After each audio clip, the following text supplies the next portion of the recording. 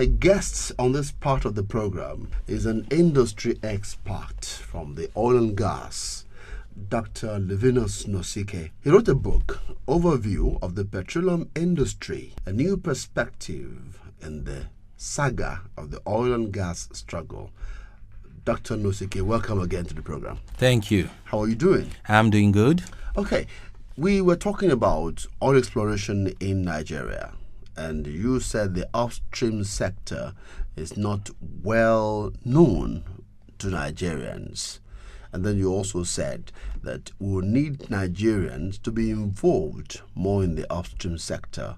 Let's start the discourse also from the upstream sector. How can we get more Nigerians involved in the upstream sector of the petroleum industry? It takes time to become an oil and gas specialist. It takes quite a long time to train in that sector. So the mistake many people make is to think that, okay, you can just come out and in 1 week, 1 month, 3 months, just like other sectors, you learn the profession. No, the métier is not that way. You need time. So people have to be introduced into this quite early. That means that our children who are 5 years, 10 years, this is the right time to know, do you want to go into geoscience? Do you want to study oil and gas? So that when they get into secondary school, university is already in their mind. But how can we train on something we don't know?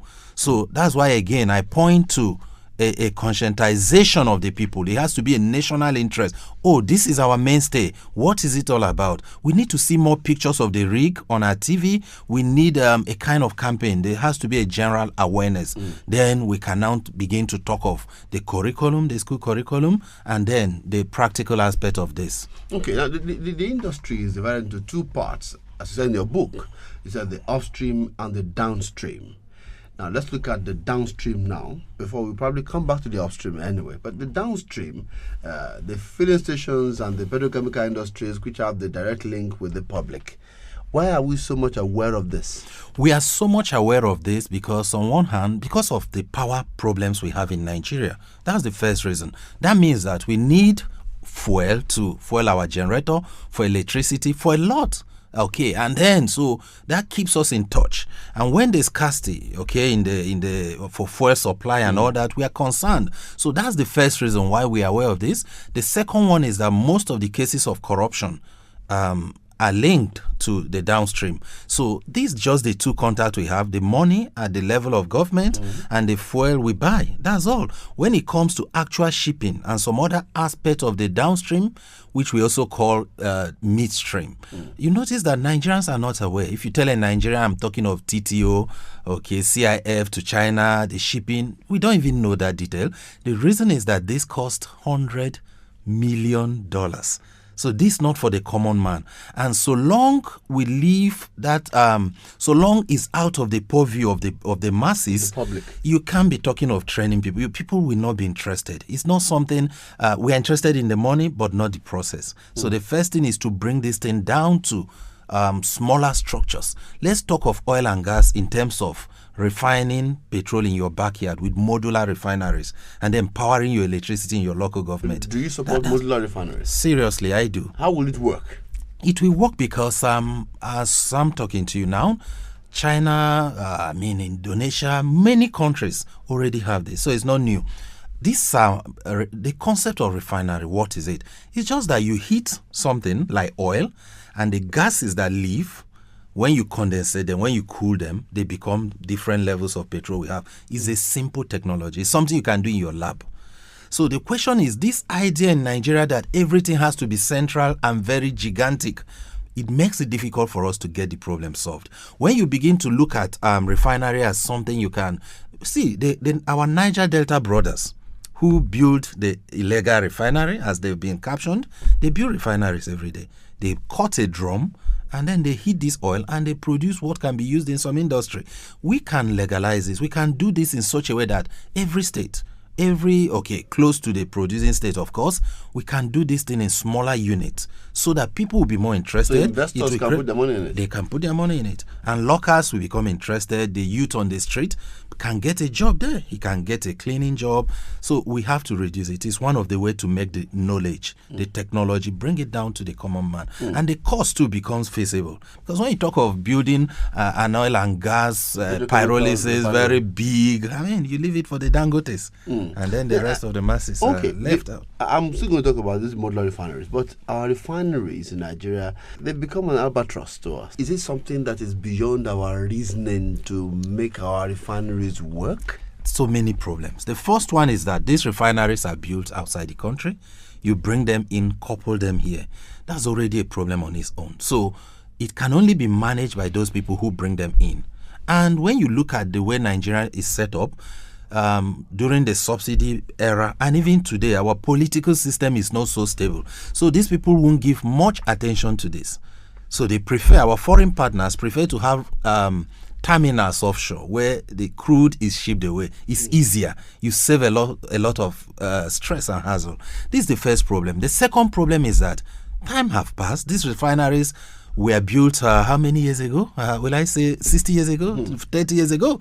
A lot has changed. So that's the second problem. The third aspect of it is the joint venture arrangement, where our government needs to bring 30% into everything. So if you call this a national refinery, then we have to sponsor it fully.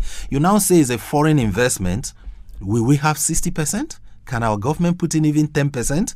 You now say, okay, they should put in everything. That means you get nothing as a country. So you see the complexity. So we have to start developing capacity to build our own refineries in our own way. Again, modular refinery, which is feasible. And yes, we can have one or two big ones like is going on today by the Dangote Group. But we have to bring it down because if we are looking at the current refinery, the challenges are many. It seems there's no way around the current refineries. You have just said that they were built by foreigners. Yeah. And so we have limited knowledge of how to do the turnaround maintenance without them. Exactly. And so it seems it's hopeless. Yeah, the solution is to not put your eggs in one basket. While we try to rejuvenate the current refinery, which is an effort going on, it's not the solution. That's just it. It won't solve the problem. That should be just one aspect of the solution because these refineries may never work at optimal capacity. And even when they do, they won't be as good as more modern refinery, the type being built in Qatar a few years ago. Time has passed. It's just like using a plane built 30 years ago to fly today, or your TV, as rugged as they are no more adapted to the modern times. So we can still do the best we can, get some quota from it, but that's not the solution. We have to think a little further from current refineries. Let's look at the economic implication of modular refineries. The government is also looking at that side. I recall that the vice president, while he was the acting president, called some people together to think about the modular refineries and said that they will soon give them licenses to run them. What is the economic implication of modular refineries, for instance? Just like many things in Nigeria, think of power, think of any solution you think about. If you can bring these things to a unit, a smaller unit, because when we talk of a modular refinery, there are different sizes. You have some that are as big as a building, some as big as a football field. It all depends. Or even like a car. So the first thing it's going to do is that it's going to bring us to speed of the reality that these things are real, small. It will build technology. People will begin to know what is going on. It will help the problem of power transmission, or shipping. So that we should, first of all, provide our own energy, our own fuel in the country, so that we don't need to depend on foreign currency to get oil. So that already will remove the weight of dollar in Nigeria so that we begin to have our solution modular in different parts of the country. But I must say that one of the reasons why we don't succeed as a country is that we are so dependent on a mindset, foreign Western mindset. I like the West. I'm not against collaboration with a foreign company. I spent a major time of my further studies and all that in Europe. We need to work with them, but we should start to think our own way. We should not be dependent. What this means is, while you're giving licenses, trying to make it standard, start with what we have. What is going on in the Niger Delta? Can we legalize that? Of course, there's the HSE implication, there's the safety. We know these things. We can check it and build this thing from our own way so that it becomes feasible and possible immediately. When you wait to build the best technology, you end up having to depend on foreigners. So we have to start something on our own. That's my advice. Let's start with what we have. Now let's look at your advice now. Are you saying that we can look inward and get local content to build these refineries? Exactly. That's what I'm saying. With supervision. Look at what is happening in the automobile industry, for example.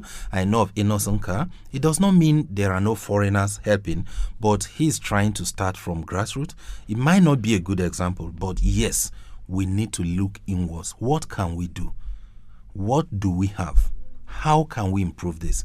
Yes, we can now get advice, but so long we don't start from what we have, it will become another project that will be difficult to achieve. Will it liberalize the petroleum industry? Especially if we're able to diversify and look at all the possibilities. When you talk of modular refinery, you're talking of just a refinery for crude oil. That's what people are thinking about. But I want us to think about pyrolysis machine, which is also a kind of refinery. That is where you can refine coal. Today, people refine tires. These things are not economic. They're not economical if you look at it for a nation. But in your local quarters, we can use other forms of crude, other forms of hydrocarbon. What that means is that you have what we call shale gas. This is a form of, it's not coal, it's dark, it's like earth. It's an immature petrol. You can refine, you can heat this up and produce gases, which we need today for our LNG and other projects. In Canada today, they are mining what we call shale gas, oil shale. So when we think of refinery, we should extend it to refining several things and using different methods. So when you're talking of biofuel, shale gas, coal liquefaction, you're talking of crude oil, the conventional crude oil and non-conventional. This is a huge industry. We spread it while there's still time. So Nigeria can actually gain more, liberalizing it this way, than just allowing it to be run by foreigners. Sure.